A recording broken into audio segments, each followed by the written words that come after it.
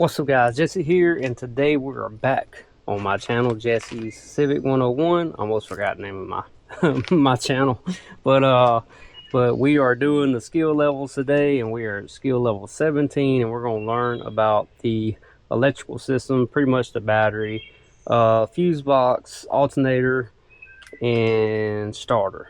So anyways, if you're at 17 and so far you've learned about the suspension, the brakes, the cooling system, and the powertrain, transmission, so we've covered a lot, vacuum, so we've covered a lot, and we're coming to the end of just getting to know parts, and pretty soon we'll be getting our hands dirty. So let's carry on learning what these things are and what they. So first up, we're going to talk about the most important part of your electrical system, which is your battery. Your battery is the power source that runs your whole car. So you need it to crank. And with your battery, you have two terminals. You have a power and a negative. Most cars are identified by red, which means power, black, which means negative, and or ground. If it does not have red or black, then you should have a positive and a negative, which means ground, positive, power. An important note is to always unhook your ground whenever you're working on your car. Next up, we're going to talk about the second most important part to your electrical system, which is your alternator.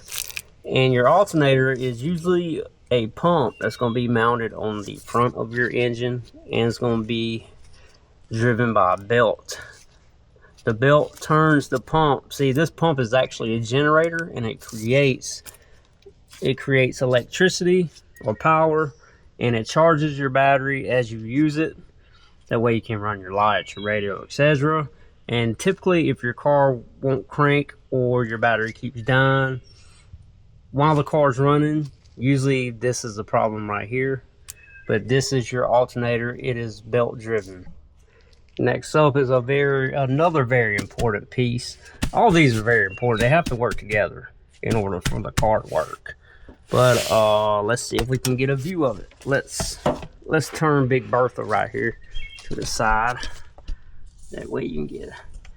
If you see this doodad right here where my finger is, that's the starter. The starter goes where the transmission is mounted up to the engine. And what that does is when you turn your ignition, the battery sends a burst of energy to it to turn your engine over and get it going and getting started. Typically, if you turn your engine over and you hear like a click, click, click, that means either your starter's bad or your battery's no good. Just remember that. And last but not least is the fuse box. Most cars, at least this car and other cars I own that are Hondas, have two fuse boxes. Well, we owned a van one time and it had 3 or 4. This car has two fuse boxes. Don't let me confuse you. This car has two fuse boxes. It has one under the hood and one under the dash. Typically, the one under the hood is going to operate as fuses. They're safety switches. They'll blow before something tears up, or they should. Like this right here, these fuses typically run headlights, other electrical components under the hood. The one under the dash will run everything inside the cabin. So if you want to take a sneak peek, I'll pop it open, show you what they look like, and boom, there you have it.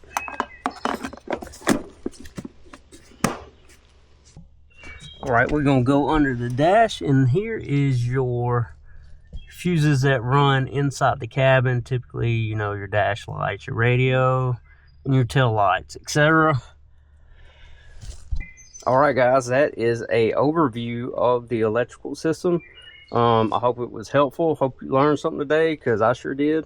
Don't forget to like, share, subscribe, hit that bell for notifications. I'm also on TikTok as well. I'll see you guys next video.